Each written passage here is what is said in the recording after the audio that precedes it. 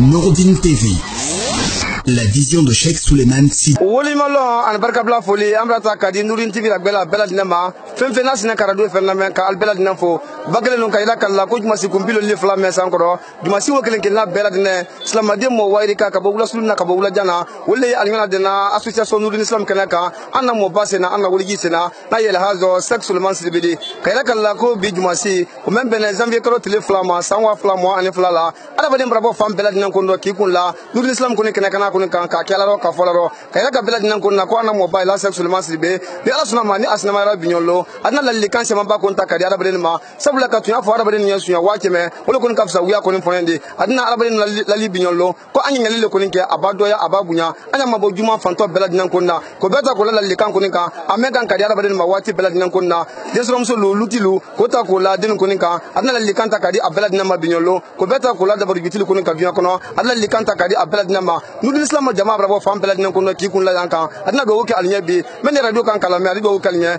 men television kan kama fana do ka akene ki la bela dinan konna ko beta ko la radio manka wala ko ni gredu jamana ko ndi ko soma ke gredu ke rodi kada kala ko ko delegation banko sna bolo ko kala ko biro kala ke ko na siye mo ba adna hakilla jike wala ko bi anyare ma ko beta ko la wuli ma kan sama ba ko ninka ko ta ko la barka bla kan sama ba ko ninka men anato kala mo le ko ni binyolo men ko Allah bara bebla dunya ko ni ka to ala kilnya bato ko ni ma katrete ne mena dina ko na sabati ko ni ma ni ay islam ya dina di mo ba adna do fo kelen la bela dinan ko ni kan binyolo ka kun fa ke mundi wala ko ni do krekre ndi ato men kala binyolo ya ma gwemba bela dinan ko ni katrete fara fina ma ani fara bela ko ya ka bela dinan na kalu fo kal kun ke be television ma fena be radio la me ni la suna ma dan tele kala ke fe fo kan buloni ni ana mo ba ko ni ka saluta binyolo adna do ni jeta kelen la bela dinan ko ndo kayra ka jamala abu ture katrete ya musa ben suma ma wala ya ana ja kan kala si aluma amara san fina sangare ana la jamaa yambi kadam na bakasi ki kita ma abu tango woya ibrahima sore zo aya technique radio kankan burba kunate musa kunate katrete ma bangura ma wala ma giniye sigini jamana ka Mohamed Kamara wala ma giniye kuru korani ay wala jamana di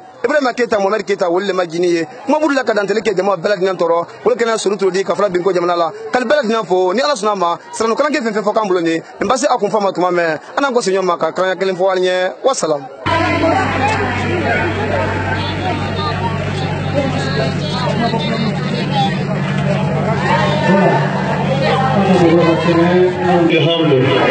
ولله الحمد الله أكبر الله أكبر الله أكبر ولله الحمد ولله الإله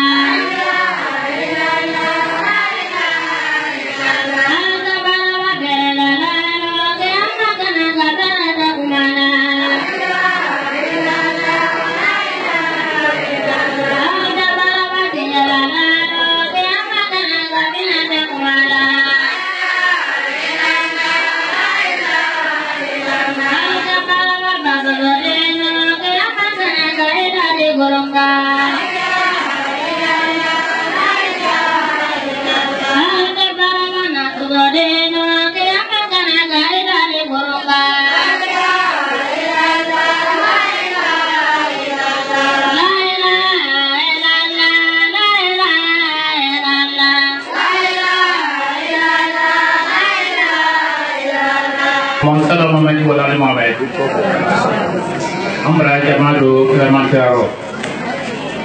Nikma Talapi Kabada 2 Pétor depuis Maoulilo Anjamadla Kwani Kila Nase Kawoma mais kabe uuna watimba kabe banda kenya maulu anye kai anya fa anye pani tie ka reporter anara frofana toujours à la report bolma mais à la pratique bi ko kabada do yara ka dolu présenter Kramola au bolma Kramo ala balo ambulo ala me ambulo ala sibraka nurdin de fete ya ka be iso suba ko ken alide Kramola do ko no mala mo kera illa salamu alaykum. Donc comme ta foi dans le cassis andani bi kabada de la kila de la sila Kramoma au boloma Nurdin depuis Nurdin créera mawti ko to bala ba ci tan ko non Nurdin ko to ko mawti ko to bala ko ci atrala fiya kan ko non mais Kramoli nani mawti ko la wulila mo dia de la bi wuta da kala ko mais avec il Kramoli ma oro ni mawti lo sira be na la Kramoma be na be na la sendi be na la wuridi mais kabada ki ko no bi faut qu'à faire les guinées mon tenir hakil de la même au cali par moment parce que ante woni soya ante seni soya katrete parce que an nam soublier comme la de bolo avec nam soukoro membre le ben la nam soukoro basali donc c'est une tesoro fan tesoro min disoro cali par moment mais an hantri sira vraiment min valeur abo au bela de dindi faut que de dunya tem kono min valeur qui c'est euro akan tisra uma donc ni jama dira anya fe an jira ye wala di Kramoma o te fundredi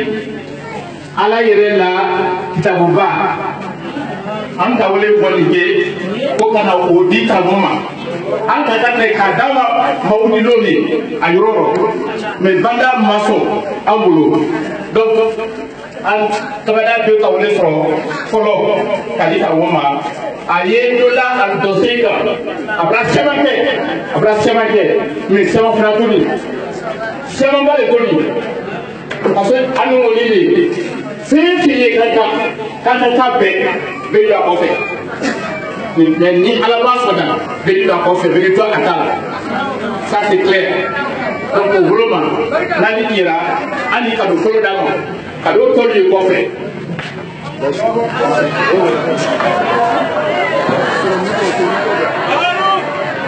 Allahu Akbar. Allahu Akbar.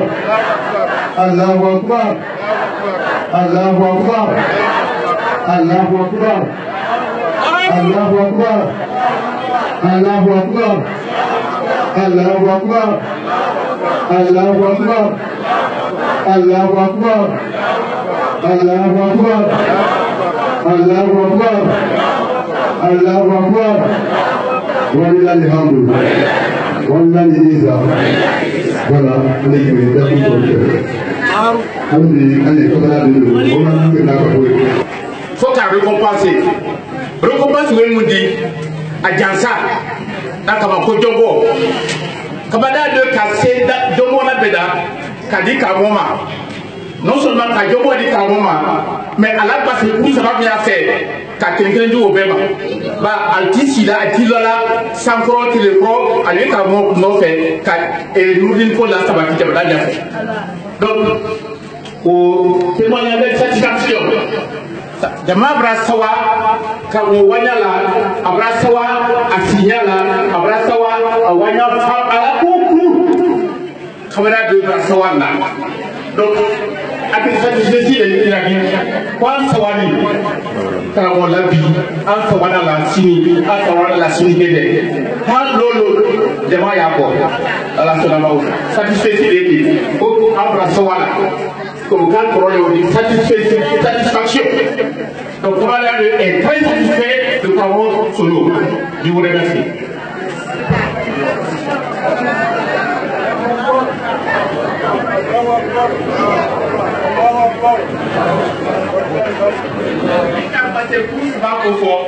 Mais bon, ça va mieux à faire. ko be na ulema ni ye ka mo ye ko fi o le ni ye kuma le so ko ka mo na fa ye bo le fe donc à mon follow vous les élèves Kaba Konate donc en ta témoignage de félicitations et d'encouragement donc à Atalo à Kokorodia à Yedoula à Dossi à bon fait donc là témoignage de satisfaction Allahu Akbar Allahu Akbar Allahu Akbar Allahu Akbar Allahu Akbar Allahu Akbar Allahu Akbar Allahu Akbar wa lillahi alhamdu.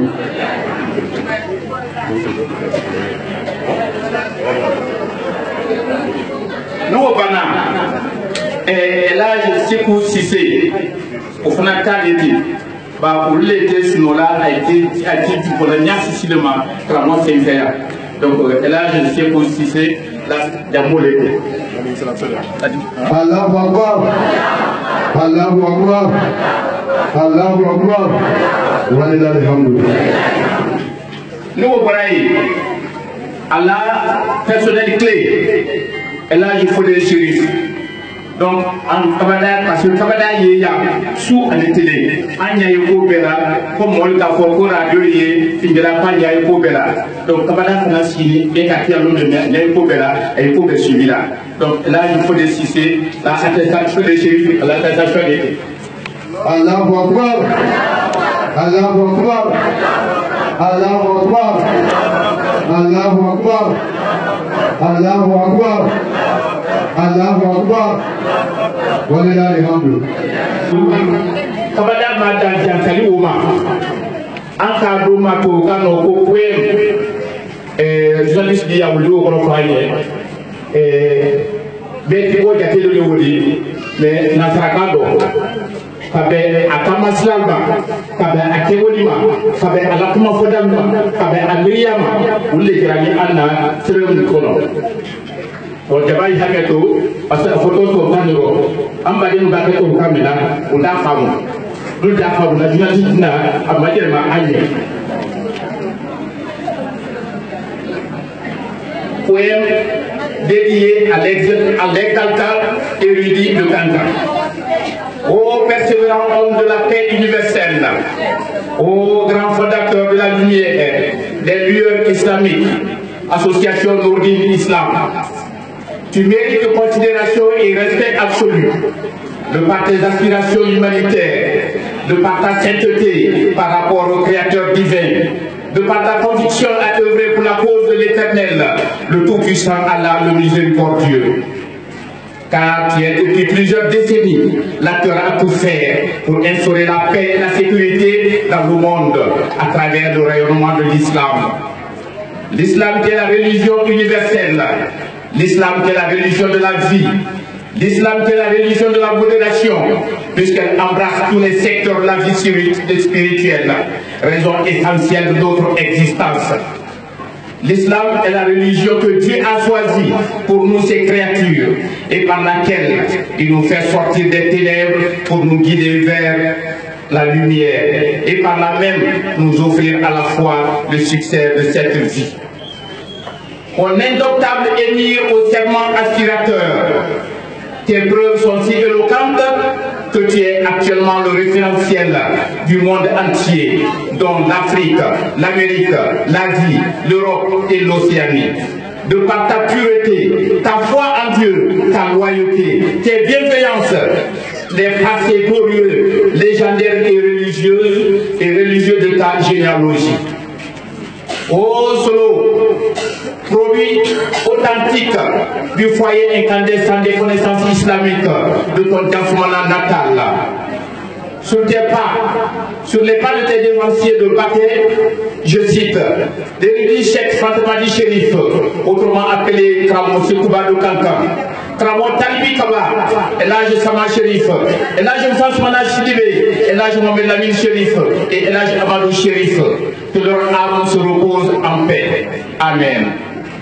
Où tu as réussi à ramener la nouvelle génération montante en voie de perdition totale sur le chemin droit du respect de la hiérarchie humaine, de l'amour du prophète qui doit être plus grand dans nos cœurs que celui que nous avons pour nos parents et nos enfants. Car il est le dernier de la lignée des prophètes. Son message approche tous les précédents et que personne ne doit parvenir à la félicité du paradis, sinon qu'en embrassant le chemin qu'il a tracé. Mieux, Mohamed, paix et salut sur lui, a été le messager de toute l'humanité, contrairement à ses prédécesseurs, dont Nouhan, Abraham, Youssouf, Moussa, Suleiman et Issa. Paix et salut sur eux. Oh, mon croyant obstiné, mon sublime émir, Cheikh Suleiman Sidibé, fils germain du grand prédicateur du Baké, le feu d'Antana Tramoké. Avec toi,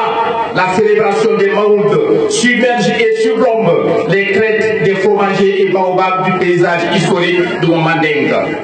Avec Namariama Solo, les ménages jadis scandaleux sont à présent des foyers où règne la paix et la quiétude. Cela de par la soumission exagérée de ta pauvre source de vie, Namariama Sidibé. Qu'elle se repose en paix. Amen. Ô ambassadeur plénipotent de l'UNESCO pour la paix en Afrique de l'Ouest, Elhadji Cheikh Suleiman Sidibé, de par ta volonté affichée, celle héritée et surtout le soutien divin, tu parviens à convertir à longueur de temps les féticheurs endiablés en islam, dont Sakabari et Segouna de la République du Mali, Djessadi et Kessadi de la Guinée, qui jadis très redoutable, car ayant exterminé plusieurs milliers de vies humaines, Solo, de par ta célébrité, ces fétiches sont calcinés et transformés en fumée pour la prospérité de toute l'humanité. Tes puissantes capacités à surmonter cette contrainte de toute nature font que les mobilisations des pauvres paysans à tes côtés se multiplient en des milliers, car tes doléances sont de tous les temps exaucées par le Créateur de l'univers. Ainsi, par cette grâce divine, tu es élevé au rang d'idole mondial pour la paix et le rayonnement de l'islam. Ô érudit du renforcement et raffermissement des tissus sociaux, modérateur absolu des faits, ton majestueux prénom, Suleiman, signifie alphabétiquement S, structurateur chevronné, à travers ta représentativité organisationnelle à tous les niveaux de la planète. O, ovationnel, de par ton charisme, ton franc-parler et surtout tes louanges rassurantes et porteuses.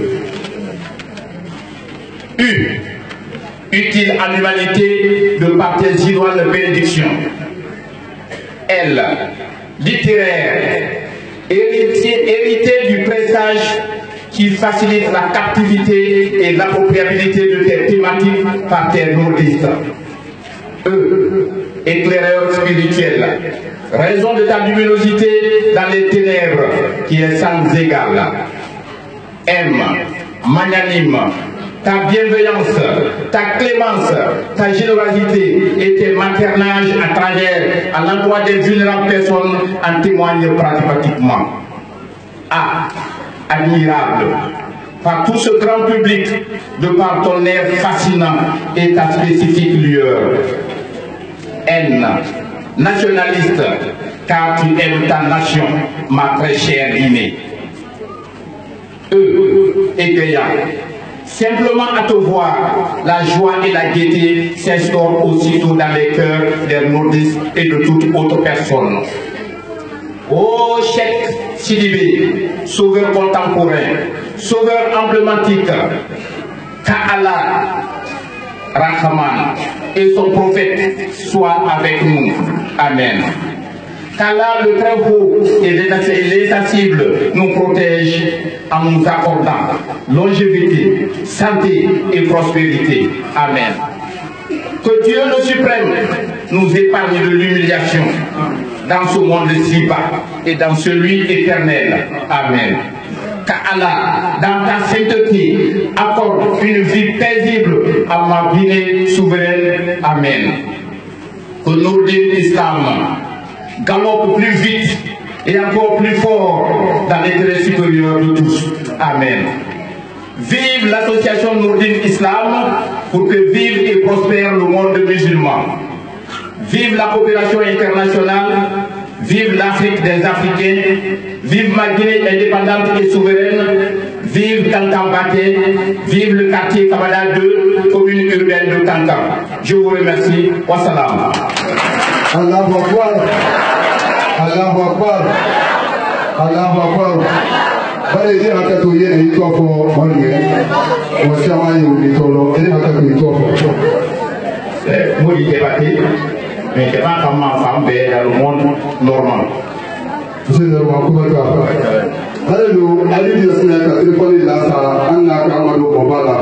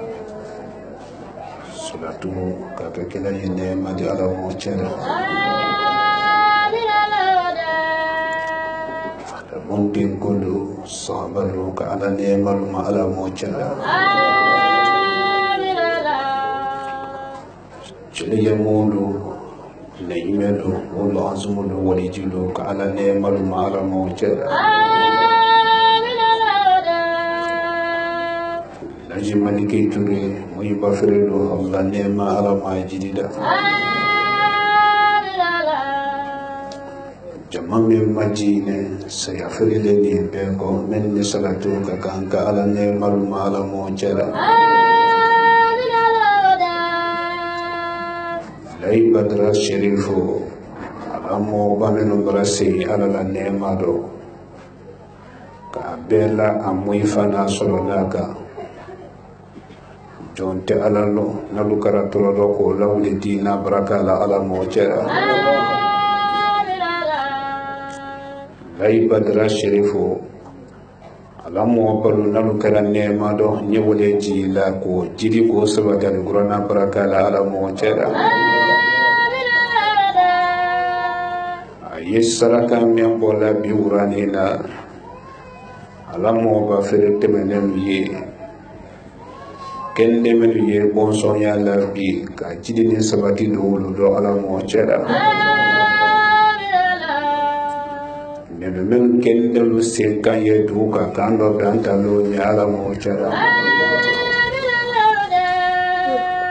tunke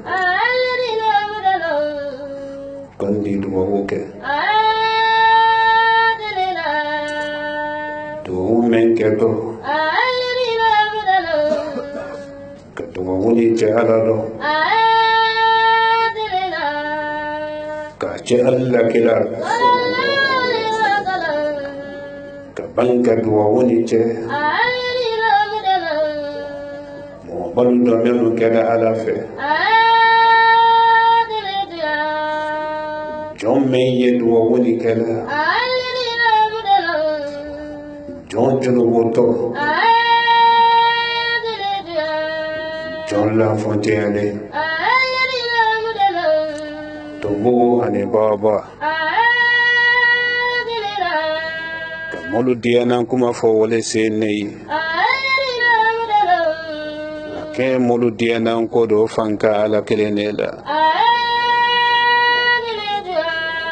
ala dunya jamani makonya mala mo chera turuke ye fonyo le bolanda do ala le kolo donaro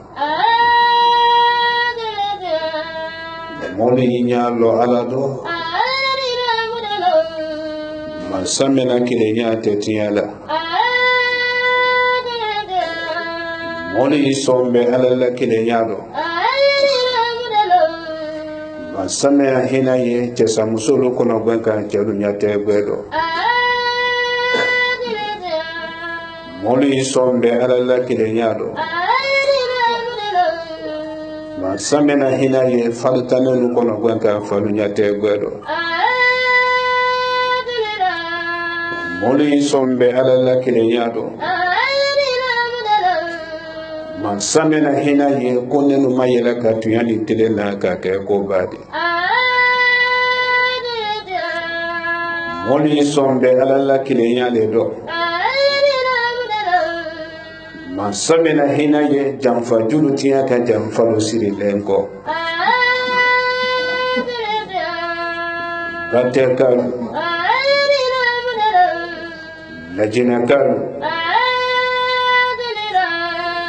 Maliyan wa Ivariyan Burkina Faso Senegalian Gambian or African Dana Yakumala Abunyanabi Mentoma Londo Danimirimaku Taboreno Newo Yakumala Danimakun se Mansame Jamani Makonya Fanka Yema Sawoleda Bafondo mi lagi solo barasuma Kele ya farane anko batela Ni kila ya ubado lome sigiri jamanaka Kaluka de mekana bra dunia to No kila brasio kuru kololo mi Lagi solo ko benda menuma Dina jibo den ne musolo nyala Laji solo ko makeme no hena kodi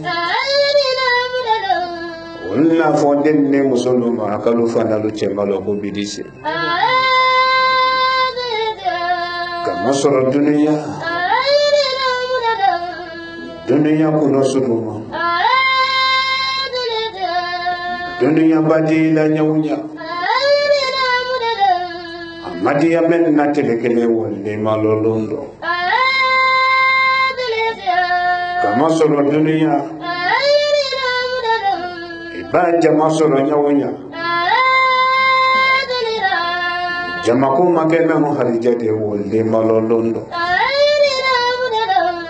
sabula alabi so yesila alabi jefana yesila wole sababu la turenge nyonyo jonne kumaka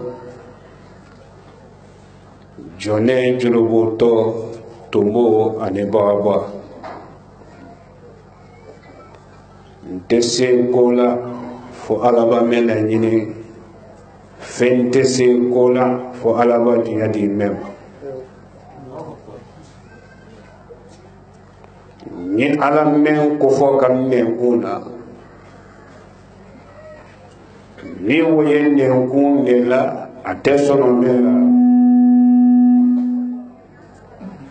nyemme fola alayi jama men yenko atiya sete danfinye atiya fanka ya ala kelende la min kera danfinu mandegen ka kuma kando kalu yenda alama kelende fulanantala torole kuma wofe kuma woto mone menu ko oluka troya le soro kuma wofofe nema le saranuni fe menu ka kuma ni gabu sobedi oluka nema le soro kuma ni nabato fe nin tallu kera fen wareti kasoro alate jamale ne kobi ala ye jamani tiɲɛ karamo solo ye sa dɔgɔya dɔ n'a ka sɔrɔ n ye fɛn wɛrɛ de kili la nin don ye ala kelen nɛma sika mɛn natɔ adamalu sɔnɔ mɛn la soloko dɔ a n'a mari tɛ dɔ o hami tɛ n na o kɔnɔ dɔ fili tɛ n na jamana men to pate lajine marani men to mirindi men to farafina nsoro ni bite nka kodo la korosi bate kodo farafina kodo kabini hankili ka wala korosi dunia lapa molla tandoli sawatenne la jarakini fana kudu tengana mune koson dunia lapa molla tandoli sawapatenna ye jamana lapa molle yela albi tandonne kona ite tandola kala iso na nyuma yaka yo yela lajinali ida ye lajina kelen nin kono aldi adama den jaraki nen kuna atekeli so na juya men kafsa woro men kai yi alanya silanye ki sobedi yettelen ki sobedi ye sinji ki sobedi ye muiba kamato ki sobedi ni alanya silanye desede do mo nya silanye ba wora do alanya silanye di sayadi minemi mafayro kini nyemmen fola adama denu nyabi sarangana saba nene sawale sarangana saba na seda wo sarangana folo kalili barabam mo nyabori barabam ala nyabori anye wole mayani ala setama sika mo kele kele menu nato sika blana karamo solo kolo ulla lunya la janna sando farinena ka do gwe nyakise fulana nyakise fula korinem ko ala la santan yela ebe nyakise ti wolo kamme ko femen do farinni ni pedi ko fenkine yesene na ko ala kede no tedi pedi o hankini tuuti lu basika solo goro olo ele monaku baru olila mbole farana le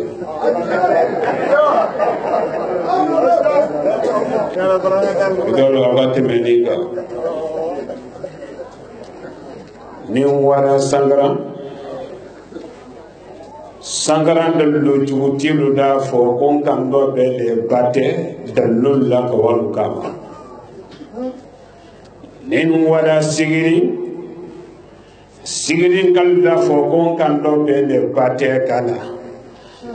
nin kan ko se ko man solo bate kal fananda fo ko men folo fora ko jo men be minane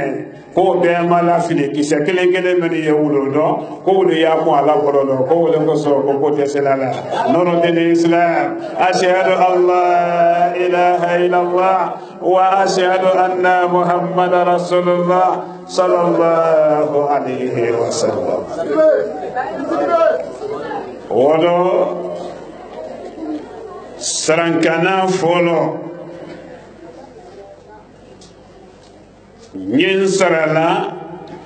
dinne folo labi sarankana yeso la falle ma bita so to dinne ma ndaluma negana anye dunya mendo na manja ima ye wati nina be farido so le dinen ko te mo ba ko te ika fo mo ye ma fo mo ye iba tele ke yitia ye kunu natuma me nu mala bele ni ka su ke yitia ura sela tuma me ura so do bila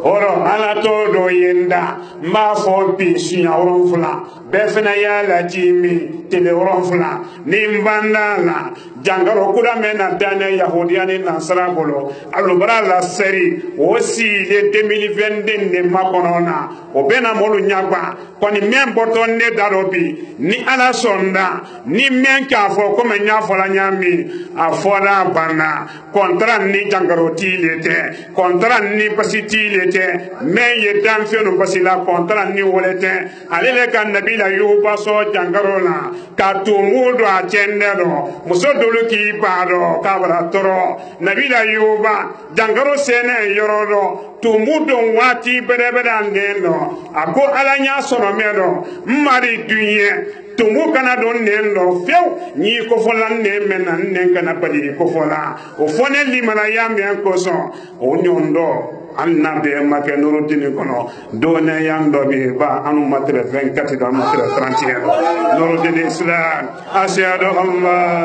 ilaha illallah wa ashhadu anna muhammadar rasulullah sallallahu alaihi wasallam ibul la yada ko ni tere nengara 31 do yijere sredi ele kallo itere nengara do yijere sredi bangala ulama khamodo lokili kuna sini suro wala nimro matami noro de islam ashhadu an la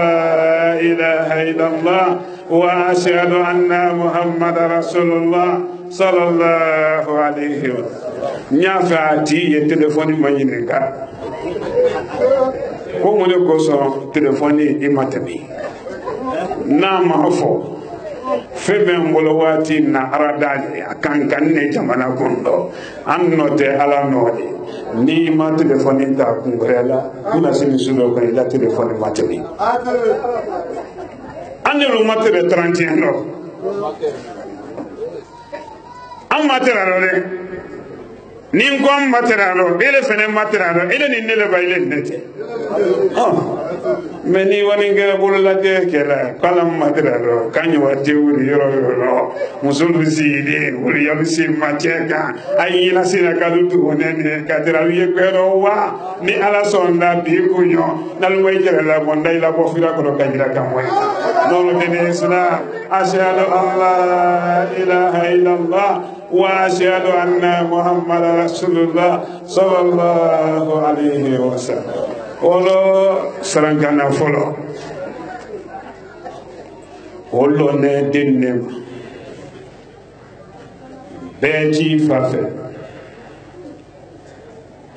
Din yeke ifafe. Ikana ke ifa.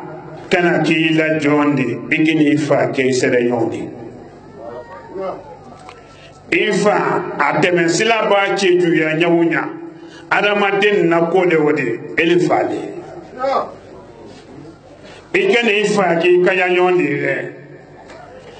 etini ifa sara sorona haibe botu kolo kantuma bi mune koso denken ni demuso iti ifa sara soro kuno blali doye ifale ki kanda alala temeni kono ki la tanka to fonye kuno blado ma mune koso ne fadi aranye hali njugu jasumana beka lo ko fa ko bi mamma ne fadu mane nyele yalo sayyidina Isa alayhi salam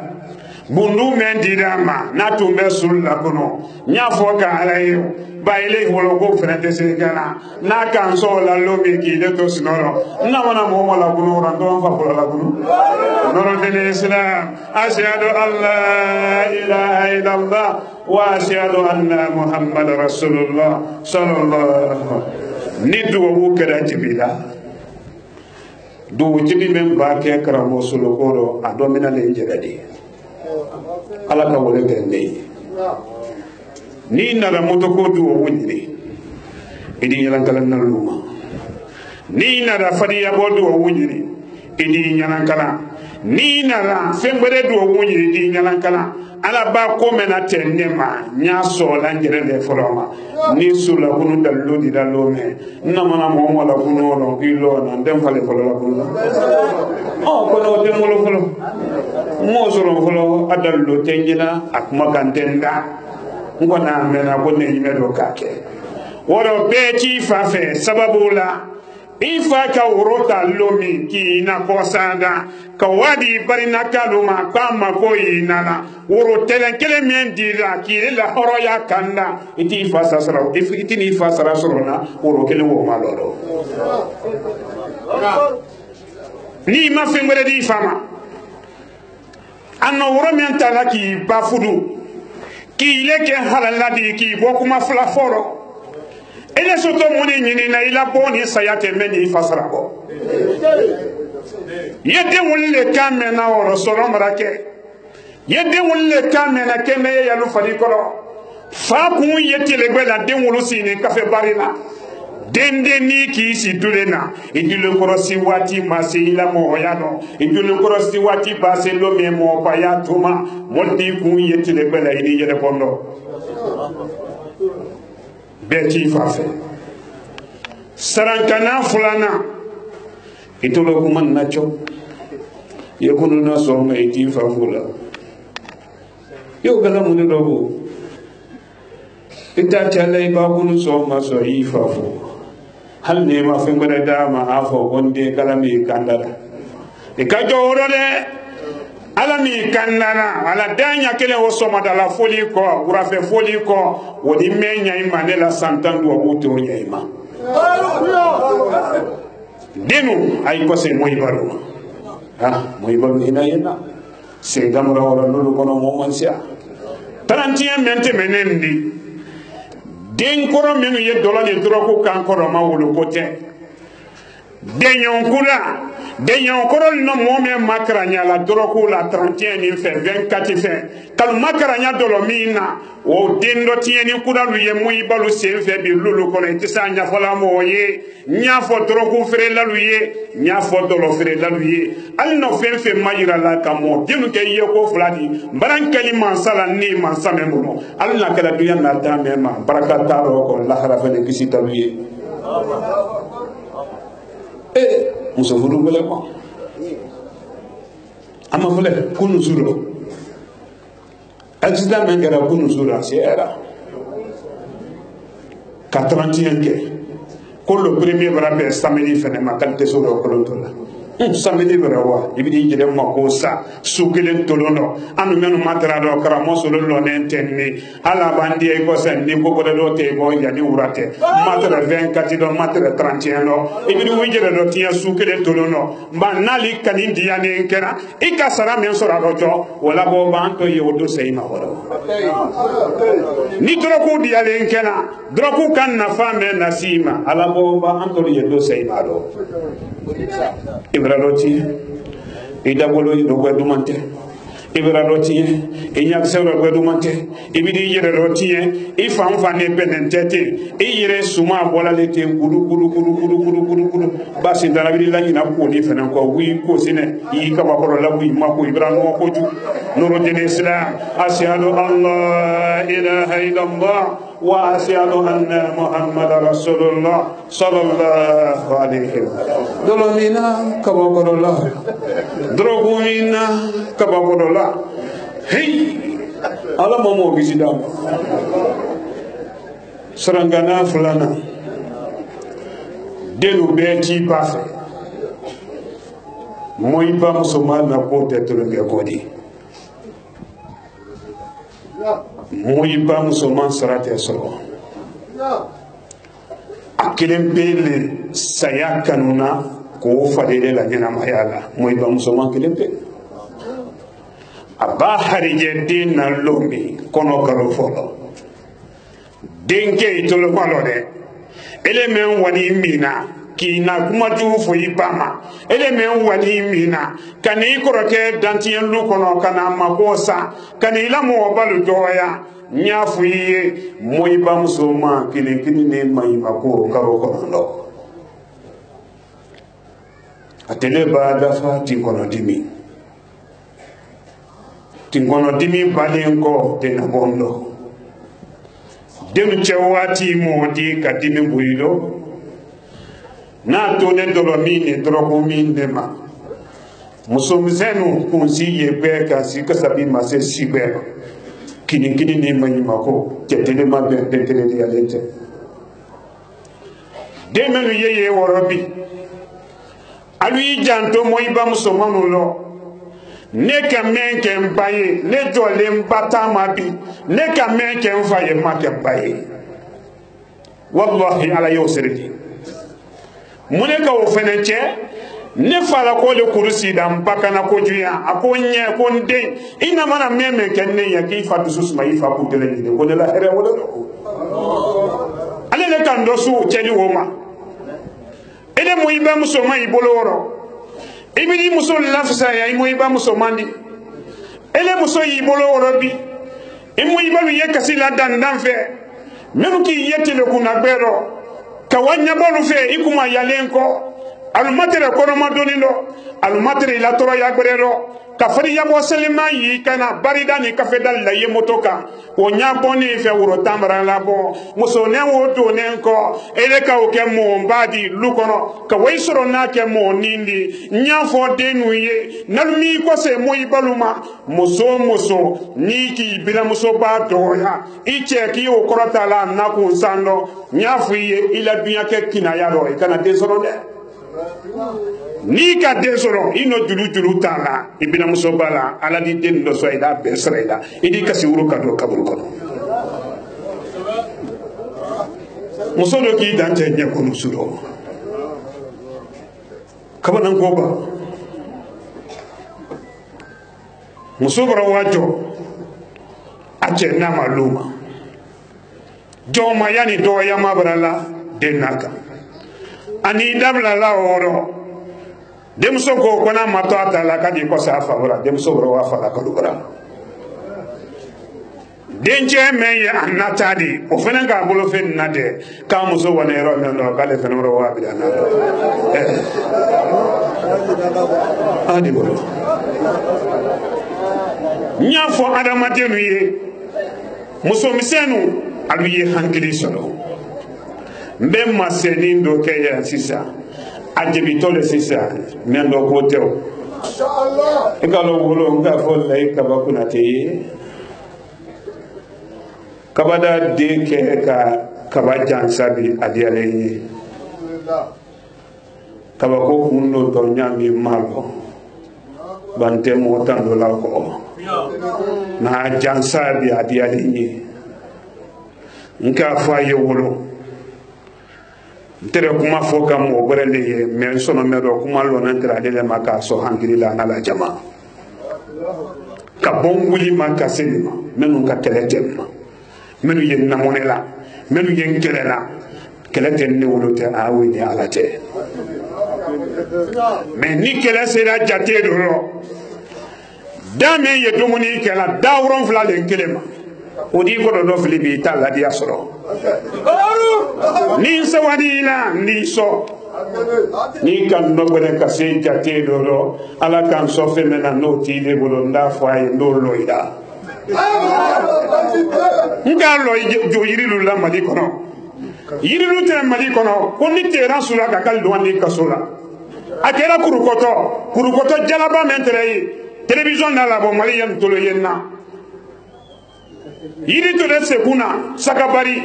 nka sakabari yiri te lomi urana lukan lola jeti mina ko wadi kasula abara to nyona yarabi ma nka fonna molu yen kabi mafa kila yamulu sonene tanne yimelu so yiri firi ninna yebutu jo yiri lolo terante sula fen ka ko mbembolo mafadi nin kan dalo mena na yiri mabudu ka jabbe wona sura ala man lo cheda nurul islam ashhadu an la ilaha illallah wa ashhadu anna muhammadar rasulullah sallallahu alayhi wa afana lu ina ko ala tesekola karamo solo le tesekola me ala besere wala kuma wo misale yasulu meni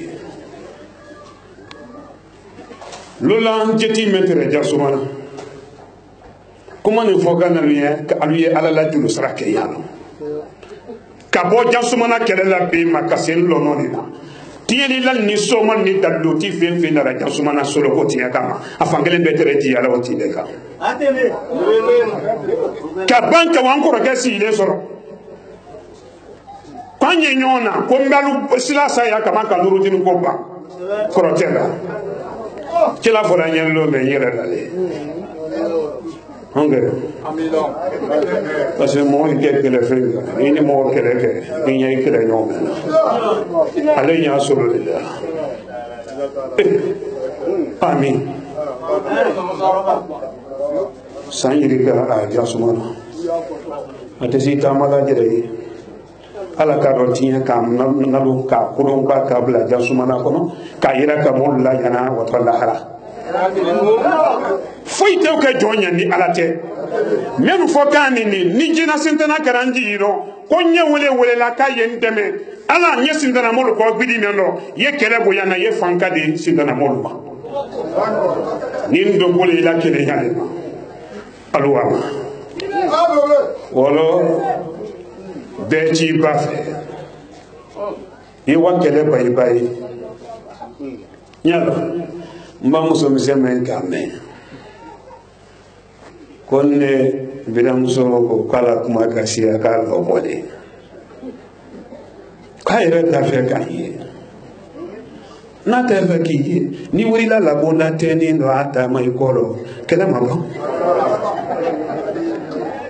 ibram so bata fe kaye wo nyawulunte ni tiboli misemenu la ele fenange ita siboli misengere do mena luri suma ele dengo ni be woro chemenu ile furula mengo ko be ke karo kono ndo ka lakini kiri ni moyi makoke ni ile na rafe ye wonala ele madunya wonya demen na to ile fadi lawro eni waye mo sema ila bongo na dise do moni ngala me ko nya motalo bida muso nenu alu yel dusu machi bida muso balu mol tamen na bi fe bona ita masara la nyami ko wadi dulu fe bona o hami la nyami men fana tan na ni para ko fana ta hami ala tele ni dinke nuyi amuso la mandi hankini ni sabari mena yebo osladi baraka mo mansia ko sarankana sabana ollo nente din mabi ollo nente momo mabi ollo ne flanka fullema anye alado alakene ya dakoro ala kelen de fulana taala ko se mamra lo kara mosulula de nyalo kona sika sitenno kabim fasara kana senyen lo no mena ndusuma bo kelero fulan ka fo ko mara hami kelero ko mosul sitona kon di hami ndusu di bon fadima wotu yaledi men kelenyo iba fadinya nyawnya na barato barado bo mayni neta hami do malo ante suno la nyakile ma ante bunu la nyakile ma ante nyoro te ka nyakile ma wono men kausa mendi men kausa pedi wala ye moyiba kodi nyafo aluye beke inani fale fe anyam bo fulan ka fo yabo na anyi alala kireya anyo ba norno ni ki ba alalo kasigaro doni meku idi say masi reji lala ile gide mafala bongo no yitu kalo mina kangama brekina kabo brekina kawado furubanno kawado kotello balandululo ibabo yelmbe goro yiwase kotene samfina wululo fenfe ye ni basi menu bolo mbentama basilu be korodi fuladu kono menu ye basi sokaye kasangura boleteni nalumal gire lambaran kadi mansala ni mansanu 2022 banatumami ni make yo ko fuladu wana soro fuladu jiri tendero fengare jiri dero نور الإسلام أشهد أن لا إله إلا الله وأشهد أن محمد رسول الله صلى الله عليه وسلم هذا كلامه بسيط فلان مرة كلامه أبرد كلامه بالله جاء بسيط فلان مولو لبوني يتفو كيبو أبونا يتفو fu ni to le karara do la bi fu ite fo yikuna fo fu kala mo solo le ka ye kiliyan no nyininga kalu wadu ikaye ne wulu la ne kilila ma ne ko ngi sine wuya le ma so ma menu ye kan do mina kan koda kawado mi kawabo si balando ko te sanfina kawado kasa menu ye to dalu laba menu ye silada laba menu guni silada gbako nya folu ye ayla bajigo aburu wuya le da sine wuya le ma fo italo fo wuya ni mendo malala ila ma urani na nte wala nte barao e mo manena yi ita wasenero ita wadamana ititiri ita hina mo denula isi ne basi kunaye kiye filalu to manola anga subuni kundelo ante basi ko bako manya fo so mawuli abeng beng kalo mina kotema ko wase samvina soflawo ndo kala ya kunyoni kono kudu wala mo amulo ye fe baloji samvina ni kote kala mo solo le kane ni radio mala temi zonda le sulu fona ke wali yene nala te soma meni ye abesi no wuya ni soma mendo ko bate fuladu kuila basiko kila nala inyo fula de ngwela bala fo ko wuya le ba fo nyoko ele yere ka lo ko tinta iko lo ko tinta lo isi ne menu ga e kere woro honge sensengere me wole kinoro ange wanne wole la bonda yi daji ko poga ye koronoro itakalama ne ora wo wole ke kreworo ye sensengere hano o idane ele sunono femeni de la sunona ene jona la kotiyama anaka dia betta suila ko wala ki daji to boka ye sunono ibulu mala ko ama sayaba o menu mina woro do mi fulalu nyafo lo ni kala ye mo kalu masali Flangafo.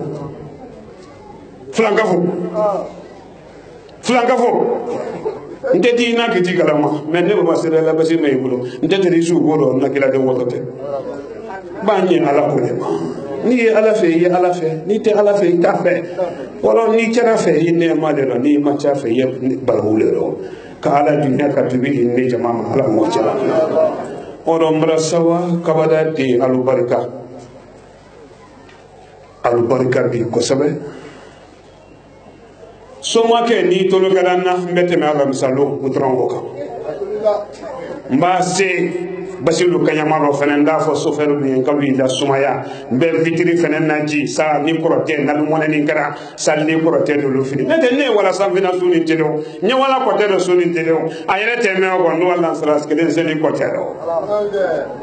onge mbala saras ni lo me fenen mbe kuma kampelen fenen fodo ye billahi tallahi basimenu ya ibulu ya be uya ni tunya do kenaro alu ya tunya ma fami keba alu ye nebo mara tunya be se mbombo ngoro mara di fuladuma ni chekera fuladu ka do mina bala numa hamon jana mara ni chekera ye nalbe se boni na biye boni nyasi soro kereda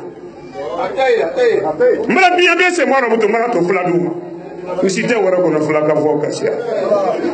inde mi nyagba ni yetala sala fenti bulo fenti nyana atalula fo école de meni waka do nay kay ko kay dem ko fulale école de wala ko ay mutu e ka se mara ya do woni na ko de ba ile wala so hi na la si se lo mina kan ko amalo e ko gi madame ina la si se mina ko ngo hadi ale jeni ka jeli ke sensen kire kan kire woro kan ka ban ko baramuso so boyi da ayado e maye kiliyan ko ba bele wati mene maye fay bi da ko di ko brama hamini tama hami ahama ko no fidilu wala mal basira hanni amara samina ni do kiriku abba bi mambla dero imma fin fonye imma foyle fonye mara sige yere fena male ma ba se lay no furiyela ni do kiriku hamini jama hami ala ma ngoya kono no fidilu wala mal basira anna na tawlo ala mal ma fara oro kabada di halu barika ma ban fena no sero ma de sangare fena na bo furiye ko dero onge ja fuladu basani basunne takalama amra no na otekele wakani wodo kabada de alubarika laisego sisi jansaro marasawa mondo go bene ilo misile krela atenebo acha kodo yenni laisego sisi te ema ye bankana ba mo ko radi rere anga de do bina no wati nda batira ko moralo sunguro lo killa di bi alisla o tantere laisse ko si se jansa alubolo afaka bolo do mbolo lo me wolo ni bite naka bo me ke na hankili sulo la sedama naluka hajjansa lo lo jele kala ñen lo yeti ba suugale dem wala akana wa ko bore ke yani kana bota nuru din islam ashhadu an la ilaha illallah wa ashhadu anna muhammadar rasulullah sallallahu alaihi marasawa fode jansa alubolo fode sirifo marasawa nga fode janlo aten kele fe ntu malonde aden nsoro den dine mema nka fode janlo aden kele fe aden kele wara demina ma meto afado ni delo aden na dele kono woro naluka jansa mbi bara se loma haja minata ala ka mina lomi dimasi lade koro nalu kan kili mbemba tusumuramudo ko haja minata bara suma nkamo folo mena wili winya la dingira kan ya la saya konferi menye ka foki koro so bara suma wole ken fode jani wodi nya la ka dantela ko laji ibade nga menfu ye tu yale haja bi se bodu ya koro su ko minato nyamima nka fale le folo yi wa fo mbade bi naluko jansa wala bi ne ko so nyate gbedo alwara jibo ko so su nyala kabada di alubarika mara sawalula toto de sawala saraya alabulo alla ne jommo sama mendini alla ne fen sama mendini plaki sama mendini ma to fo nyale lo nasara kando ndem viri fo nyaro oro dunya londo na to kona kiri na to ni usai usebe yo lade dunya londo na to amanja ko to bulu bura itali ne arabu jamana fene na to tini kana diplôme bele malo kasonte arabo kamena arabo bena malo na ya pateni ala kasida mani ala sonna akele be fene te kuma nya kan lo ne to abebe sidoma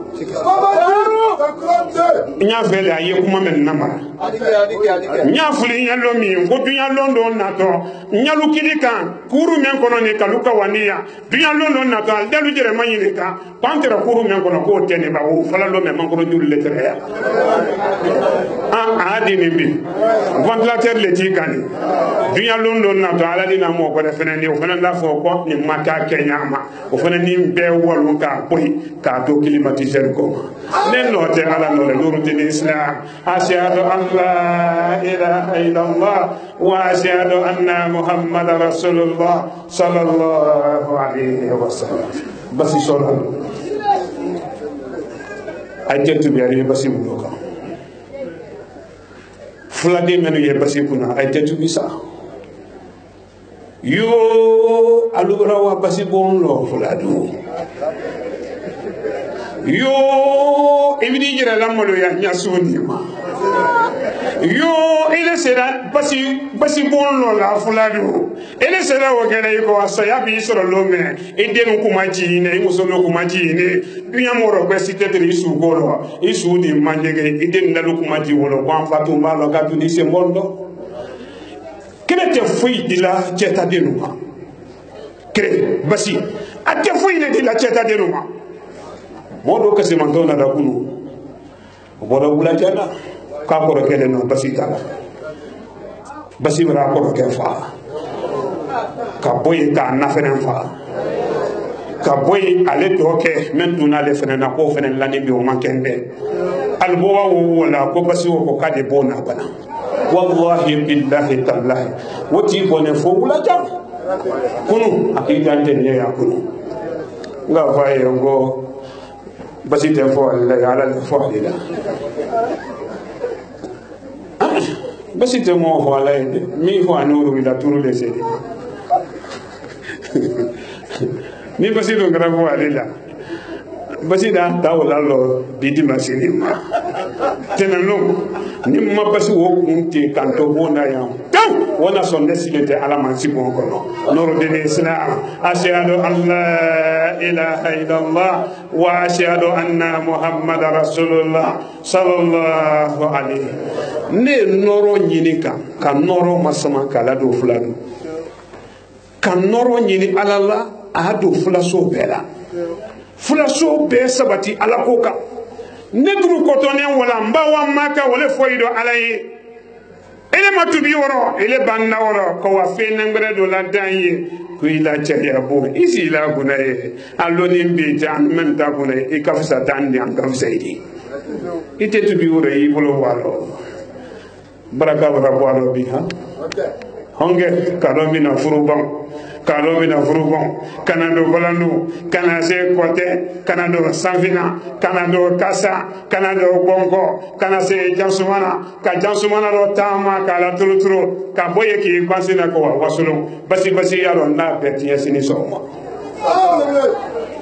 ela kire woro me bolo abrabon senzengre kere woro kungre kere woro bodele kere woro bore me bure ngunda ti yasini so dai solo le kafala ni do malala korote men ya ko ite wulla bo sa yembo ni sedana ni makono la hara ni do masi e ne semboro ida lo ko fula du ya ala le bolo ala mena karifati tiela ngami ni jama hani ala mano anna kono do fidindo ala mano basira anna natalo ala mano mafara anna bala yalo ala mano lawni lay badra sherifu ayesraka bo balabi amakila dinna ajira be wulida anala jangaro kunu kana bunya la semma bunya men do badin nema o dine no din nema aluwa lay badra ba jangaro toro kile me aka jangaro lo anya tenne ye me kala anasin te se me kala ntela do ole toro yaka nete jangaro toro taka ala le ka karamo sulu ko bula le sono mero wallahi billahi tallahi fudu kene wole kono alu nya fudu ko le la me sanji ko kasi le bele mo nga fo nyewnya mo dole ko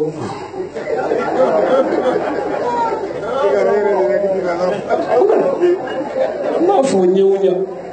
ma tunya fo nyewnya adi fo ko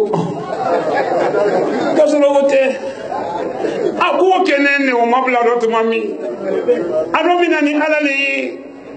furu bila na kono ne kila de no sena malomi akon ni njere tere musori ntu besiku ne do sara soro ala sara ka boy do bi ala mo ba fere men seini a fe ka sara ka bo wuli ne sin kana ye soro na konin sono me be yene bi ko ki ya jamama ni ka lu bla sisa men ye kan so kono ya aliyo wa ka wa motiya wodi dia nyako sabe muhammad jama hami alama kono do fidilu wala malu basira ni soma men don tubida do fula dunya foliye basi men molo ni men kara tabla koro idi sala filillah fi fade yama halima di nema kala do ko tawdi me ya la fili fasa ni do kan ne la teraro idi to non fina solo atono folo ino junubu men tala ini marite na madia aya faino ndi ban fene ibon so menu yeyi wulu semba ke burumburu kala man melo ni julul sarato wulula nda fo alayi adunya wulu ma ka wulu la kanda muran kono eni ne de keteri di fene ya ni la lonte wala ya ni la lonte kono wule yala me fade yala bela yama hal ni ne matraro idi se wala bla bajiro jibra maji wawla nani jelo di domoni kay di pratiso ita lawro bo mo de basi ba fadi nya nyawuna billahi ni kabla bajiro nani nda jemenu ye wolu ire talo na ida ko basi ko le ko ay raso balolo hoke uy bolle ko ay raso balolo ni tuya basi la fadi nya roro a jedi mala ay ba gawsa sanji ka bosi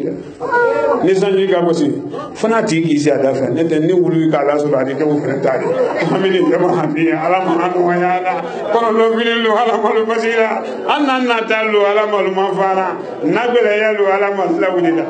allah min fajia astaghfirullah ni ala to ni fara bi jangaro fen na ye dunya kono na bara folo mul do silana ala ye jankaro ni wa fanyo fe adi molu nyaba me bala mu me ye jankaro fe ala yo barakata bi ka boaro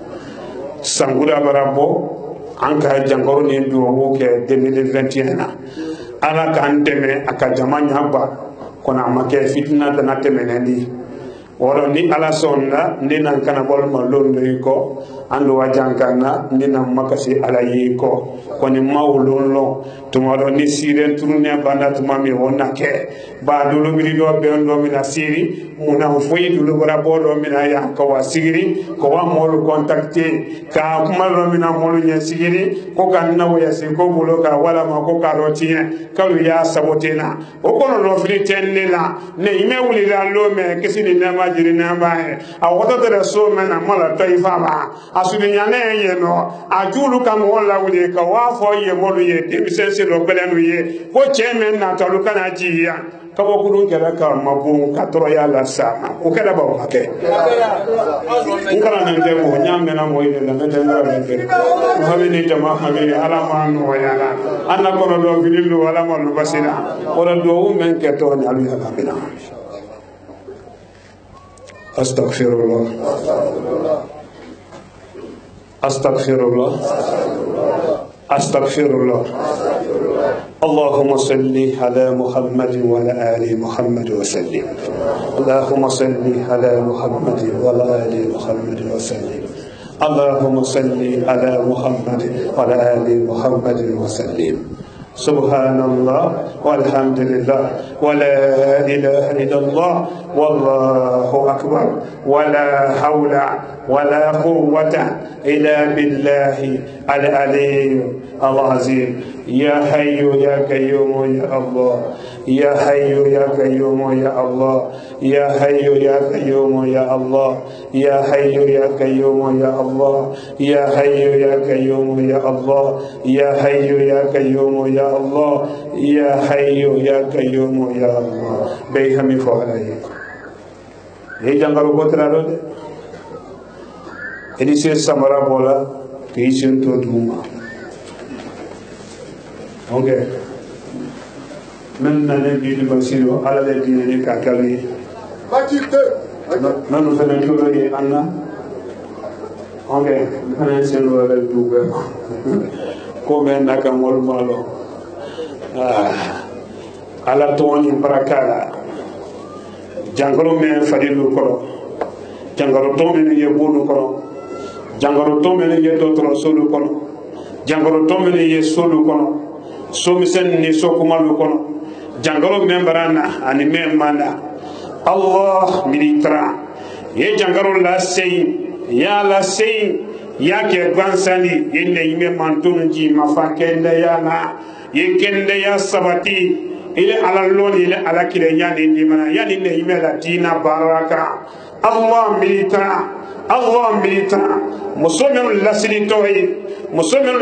toyi menu hari jene watini na ulu malu jere sono denu malu jere sono militra ye kende yati wuluma ye kende yati wulu fenema moy demenu ye falina ka kende ya kalifa wulu fenena jangaro to kanya demenu ye dotoro sulu kono jangaro jugu membran na corona jangaro berebran na corona fena fale o de anjo man kalbena yahudiyan nasara bara ala ye duyen ka fonyo la wa wodi ka la jineto ka kanda kono ka afriki do kanda kono ka slamal do kanda kono ka bo jangaro de fitna ma ala mo cha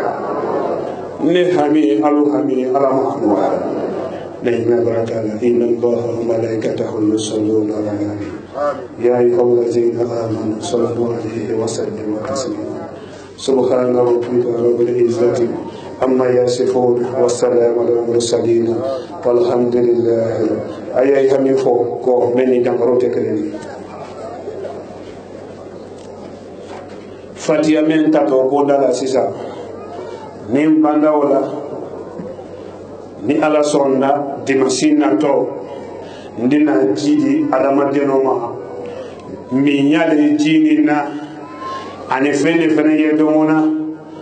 baake jangaro ni bana ki to dunya fonfa ko yasira fonfa ala di la kanda kono ne note ala no de dimasina to le o fenendi do la jimenu dinem mabi fen bila ne borodo bi na folo men na ne bi ka bla boro endo ni kire pe bora la bi membolo wodi minalla lu bolo ana konte na lu bolo ni ka tro me ke tabi ibran namra ta fenda wala bi wali la de ko mi ya luma ono meni yodi meni ya mina ka ni meni ya konte fengana wala ne na folo fe soro ne bi di masinema mara bela teme na kati mun karana fulama Lasan Sherifu ani Kalifala Jan Wilana Katimu Granga alu woni bi woni belati me wuluma ko ki aluma ni men ka do foni ala baba ka di to mo gren dema ala ba men fudi la wala yeta no wala hamine jama hami ala ma no yala kono do vidilu ala mo basina annan na tando ala mo mafara woro fatia ta to isi bondale la nambana fatia la ala madinu alji singana ko sisa nyante mo wala ko ke aluma bismillahir rahmanir rahim alhamdulillahi rabbil alamin arrahmanir rahim مالك يوم الدين إياك نعبد وإياك نستعين اهدنا صراط المستقيم صراط الذين أنعمت عليهم غير المغضوب عليهم ولا الضالين فاتحة ينسبون لا لا لا لا لا لا لا لا لا لا السلام عليكم يا ولي الله تحيات لله زكيات لله طيبات السلام عليكم يا ولي الله تحيات لله زكيات لله طيبات السلام عليكم يا حبيب الله ولي الله من نقولنا تكابن نقولنا تملينا لا إله إلا الله لا إله إلا الله لا إله إلا الله لا إله إلا الله لا إله إلا الله لا إله إلا الله السلام عليكم يا ولي الله السلام عليكم يا حبيب الله السلام عليكم يا نور الله ملينا تمنين قولنا تكابن قولنا لا إله إلا الله لا إله إلا الله لا إله إلا الله ملينا تكودو وارنا تا ملينا تكودو وارنا تا لا إله إلا الله لا إله إلا الله لا إله إلا الله الحمد لله الحمد لله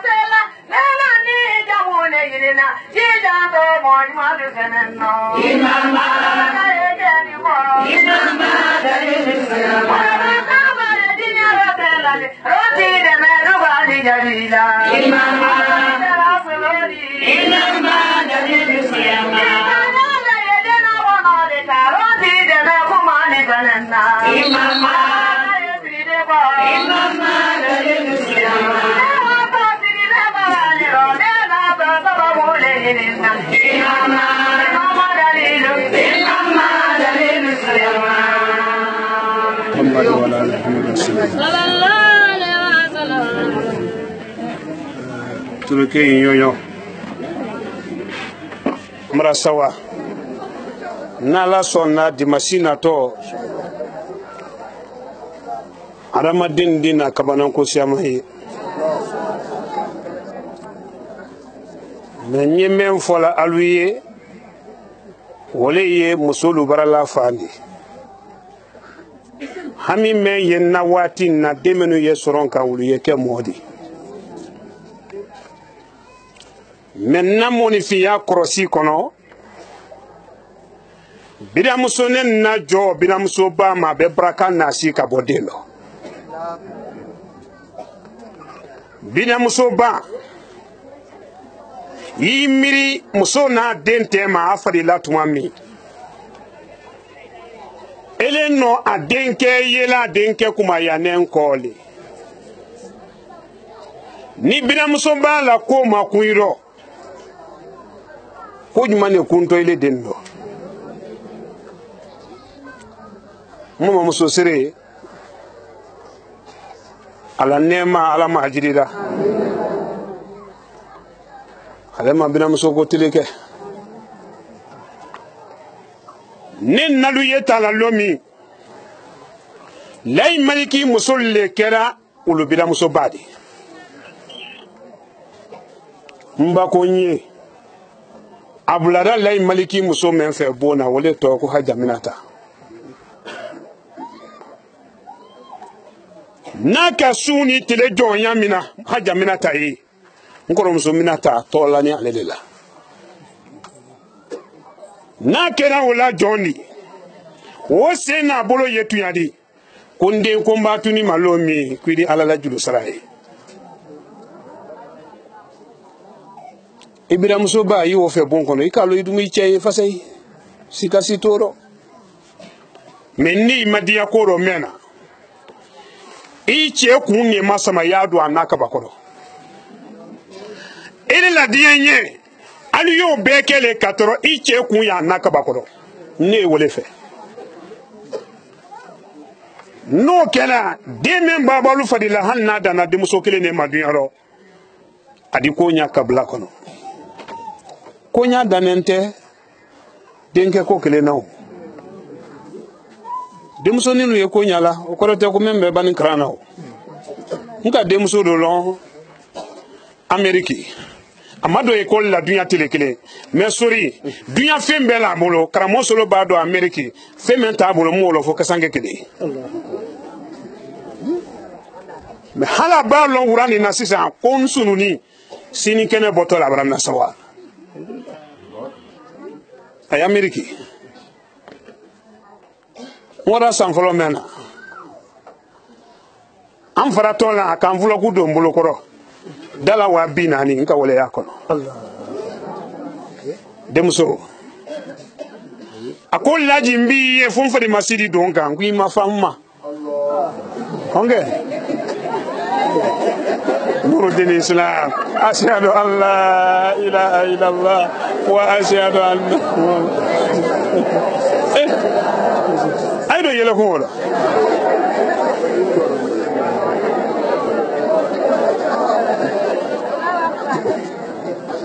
no sorry wodi maslani kata bi boro kono wodi do fara nyaado ma la janke manga ko sima nan ko fe tula kanada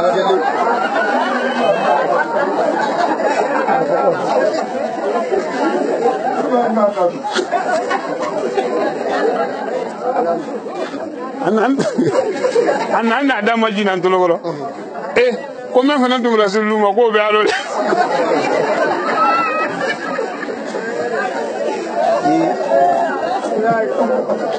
wala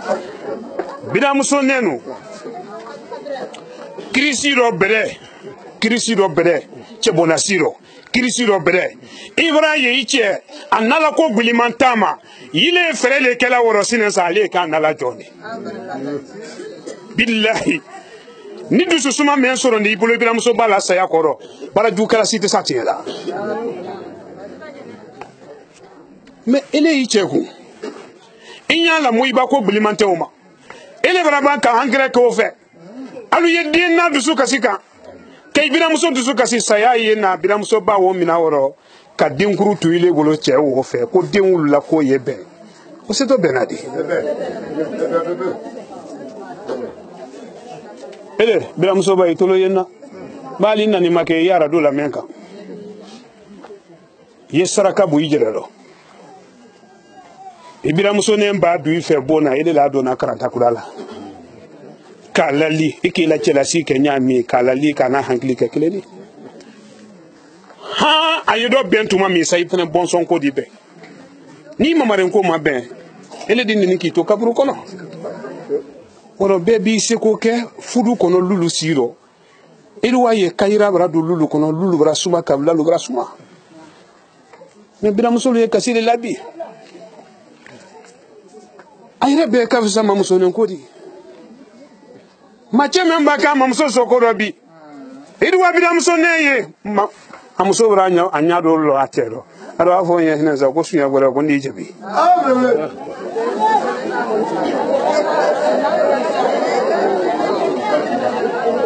nye men fokoro jamai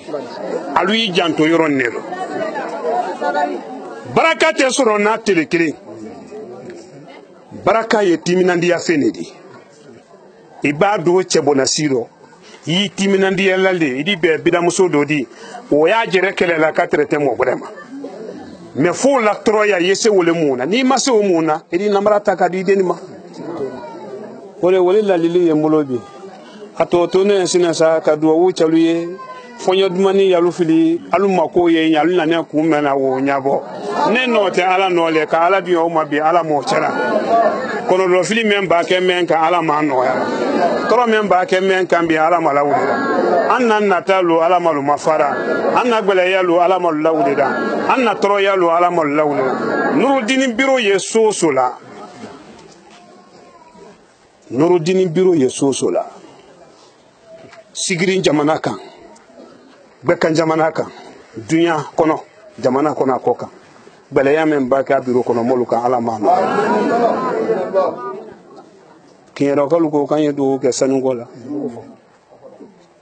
he kendo ngredu adiale nye kramo solo la ko se bredu asawa men fadi ko ita lon kon sawani fa ba fo lomi kabra to bredu tournema inshallah nyalo ndi no to ngo bredu hali mbake kaburu kono bredu kada fo ko kramo solo do men ken kwa nyewole hereku orambara alamadia muso ni nalembi nya la ko do lunika kala ya men baki nyaka ka ala dunya usuma mabi ala moje cheuche ni do ne luni kono bi kay sen kalamanto eden sen lo nete tabrumuru no ala ye dunya kalu sen suma kayira la ala moje adamadi ni hankili yenne la bidu wa wuni ko arado sila fait téléphone sila fait quatre de télévision sila fait kana se internet ma ala militran nin karam façon me la jondi men sono me nyuma yenne ka tro men bakalu fana ka ala mano baraju ba kemenu ka ala matiera baraju ba kemenu na bon kono ala matiera baraju ba kemenu na so kono ala matiera masa yedu ya gbele ya me aluka ala mano yara ka ala la de menin do kuma ni do kan ne tala nya ka lu tala nya ala mo kera ne hami alu hami ala mano yara ne la gbele ya alu la gbele ya ala mala wula nuru dini islam ashhadu an la ilaha illallah wa ashhadu anna muhammadar rasulullah sallallahu alaihi wasallam la ilaha illallah muhammadur rasulullah لا إله إلا الله محمد رسول الله لا إله إلا الله محمد رسول الله لا إله إلا الله محمد رسول الله لا إله إلا الله محمد رسول الله صلى الله عليه وسلم الفاتحة بسم الله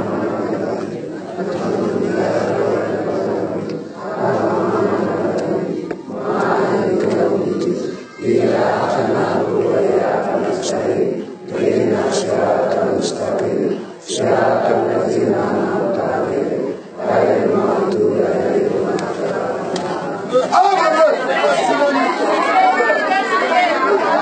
wuli malo an barka bla foli amrata ka di television la gbela bela dinama men sinan karadu la men ka al bela dinafo bakale no ka gira kala ko ana moba ana kutubu ana sheku ana amirul mu'minina el hazo sexuellement silbe nuli masake bi dunya kabela mobakun ka men soron bi duma sima o men ben janvier karo tele flama sanwa flama ani flala ka ila ka dunya islam din ko bela dinana bakale no alba former so bela dinan kunaba ka ila kala ko bi duma sima karan ko ni ana moba la kene kan bi la ya association nuli islam kene kan ko ni de ka ila kala ko akanata kunaren ko bale ko ni de akanata bunya ko bale ko ni kaka atabilia ko bade ka ila kala ko bi duma si bara adam nana muma wala ko ni jansale ko ni kata te wuli malon sema ba ko ni ma même farra binyol kan carte belebele ko na carte me kila ko carte kabara de kayla kala ko kabara de ko ni nudin bi ma gina ndo kayla kala ko na yegbe santumani akoko nde kata te mse jabate ko ni mana mur jabate de wuli alko wala ko ndara binyol ko ni kana jombo sema ba ko ni na yi satisfaction ko ni de ba jansale sebel ko ni ko sema ba ta binyol kadi ana mo ba ma na yel hazo sexuellement silbede jansale ko na dan album ma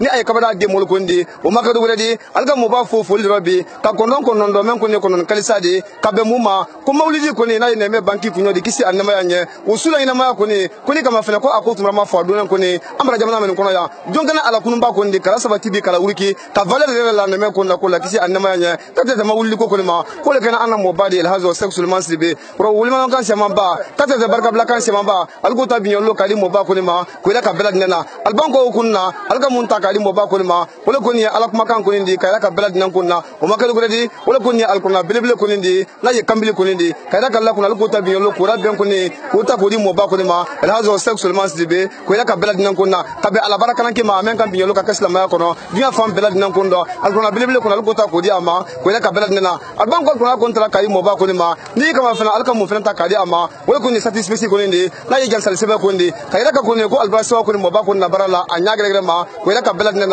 asabati ni wiki men ko ni kan kata deslamaya ko ni ma bakala sabati biya fam bela dinan kundo alga mo ba fu fulo kundo be ka ban ka pabiyo ko ta kada mana satisfaction ko ndi ko ila ka bela dinan almada mo ba kelen jansa ma ko ndi kayra ka la ko ni ko mo bakala ke sama ko ni nudun ko be alga jansal ta kadu bela dinan ma ko so ma ke administration ko ndi na ile ka ba ko na te alga jansal ta kadu ma kata kali le se ku sise ko ni ma ko ila ka bela dinan ko na fo de jansere fo alga jansal ko ta binyolo kali akene ke la bela dinan ma alban ko jansal bela dinan ko ni kala binyolo ana mo ba kayra ka la ko ila sexuellement sibe asawara binyolo ka ko baraka ma ko ni jansal ke la bela dinan ko mi se debate ni kama fena ba ka fara ka bara de ko na akayra ka binyolo ko na ala poem ko ndo aka men ko ni sebe ko ma kala be kana mo ba ko ntando tando lo ka fofu lo men ko ne fuli kalisa ko ni ka poem mo ma fena binyolo mi se debate ko ni ka fara ka bara de ko na aka kan se man ko ni fo binyolo kuma ko ndo ela sexuellement sibe ay baraka ke men ko kan binyolo dinan ko no fara fina ko no ani fara gala ko no an ka bara o se man fo binyolo ko abara joiri se man ba ko nte mali ko no kadam na sagavori fan fla wul ko ma ka se seguna fan fla wul ma alga do fo bela dinan ko kan ko aye mo le ko bata jamana ko no men ka kala nya ka fola nya ka tola nya an ka si alla gili fama no do kramo se gba ala mala ya farama kramo talbi kabalo ka te de lan so la sibe ma ala mala ya farama la marki to lu jankana alko bela kuma fo binyolo ko ni seba ko no la farama ko poemo ko ke ko di ko ni ka araba den hakillaji ko mo ba ko ni baraka lan kele ko kan ko mo yima tirnen ko ni ka bara men ko ni ke dina ko ko beta ko la sabati tirnen ko ni kan ando be fala binyolo ko ni ala poem ko ndo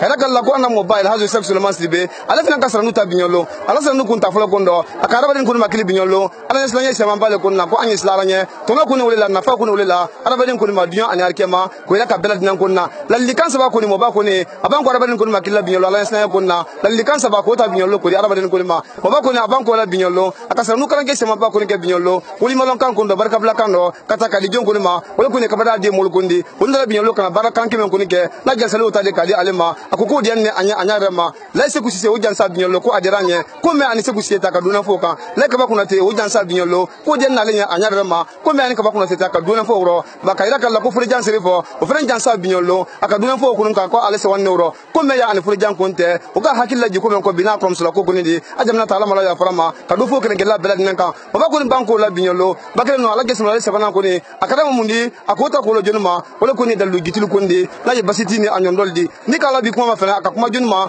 ni ay basiti ko ndi wala ko ni fladu fa fala ko ndi kadam na kankan gura ma ko se balandu ma ko te ani samfina ko ta ko la gbon ko ani kasaka han ko do ma nyala jamana ko no kono aka wolali bi anyare ma ko jugo mbaka femfe ko mbuloye femfe sine mbaka flanka fa femfe ko ma ye ku ye dunya ko ko kibulo baro ko ida ka bela dinan ko na ko ale ko ndra sewa ala jamala bi anyare ma kada ka bela dinan ko na ila sexuellement sibe ala do la bankara muni bi nyolo ka bela de mol ko ni ba ole ko ni bisan tuma ko ni amoyna men sene ala ne ma ko ndo ta ya ga setu ngba ka ba ko ndi aka santu ka annam so ko ni bi nyolo anyare ma ko ta ko la ka bada de mo bela dinan ko ni ka kala kala ko ko atemem tu alisina bol ko ni ko afanji ma wala ko ni sigrin jamana ko ndi ko ko kala ka ala ko ni ka fo ala nya ka to ala nya kala ka bela dinan ko na men ko ni ba sabotage ko kan bi nyolo ko ni ka arabe ala ko ni sigrin jamana ko ni ka ala wali men ko to sigrin jamana ko ni ka na turne ko ndi ka fo kali ko sabotela akala ka ko man samen ko ni ka ko rinta ka dine me ko ni ma abanko wesi ko na tela ka to fa jamana ko ni ka jul ko ni wulla ko ni ko wulla murunti nyame ko ni ka ni alka mabon ko ni ka mantro shamala ka kuna la bankara mundi wala ka kuna rinde kalon me ko ni ma akoko auto sembela masakere wala ko ndo ko sigrin jamana kan ko ya ka bela dinan ko na ba ko na banko wala binyolo akala ka da balin ko na ko ni ala suna ma jumasina to ko ni ko adna gita ka da balin ko ni ma jigan kan nyame ko ni ka ko adno fo bela dinan ko ni ko da ka jama ko na ko atana menan ko tun ko amal lo ama watilo adi jama ta ko kwa fanjuma wala ko ni jankana di ko do ka da balin ko ni janko ko na ko da ka bela dinan ko na mo ba ka jama de binyolo ko anyi samra bo anse no ko ni kan se no dugba ko ni ma ka do ka da balin ko ni man samen ko ni ka ba sidna yuba ko ni ba man samen ko ni ka wala janko wala sanri ka janko ko ni basi kenda bara kamala aka man sa ko ni kili binyolo ta kela ro ka folo ko janko femfe ba ka da balin kan binyolo fadi ko ani fadi ko ka ko man sa ko ni dunya ka janko kelen la bela wuli ka ba da balin ko ni ka kala kala ko ni ko ila sexuellement sibe aban ko sanu kala ko bela bi ani jama ka tente kana fanjuma ko ni ala bunda ko la ko ndi bunda ko kala li kan se ba ta ka di araba den ko ni ma ka beta kala mun ka ko ni bidam suni no ani bidam so bal ko ni du ko no kala li kan se ba ko ta ka dul ma ko la ka bela dinan ko na kalfo kala ko ke ala sexuellement sibe ko ko ka sanu kala ke se man bal ko ni ke bi ka kun fa ka mun di ko ni do salman ko ni di abu ture 4 yam sa ben suma wole trana ja kan kala si aluma amara san fina sangara na jama ko altra no binyolo kadam le brema soare soare ma wotra ya wota ko la bakasi ki keta ka abuta ngo wotra ya kuma budula kadantele ke wole kala suru di ka fara bin ko jamana la murba kuna te musa kuna te ma bangura wole kala fegilu kan kala ja kan fanfe sigiri fanfe momer kamara wole magini kuru koroni ay wala jamana ko ndi ba kayla kala ko ibrahima keta momer keta wole magina kala fo kala kununke ay television ma fana wati belad nana ay radula me wati belad nana ko ni atim to mobala program kan kiro fara fina ko fara gola kono kabla salamara sabatini ala wukima adina kana famia so belad nana kono ko ma wa salam. Nouroudine TV, la vision de Cheikh Souleymane Sidi.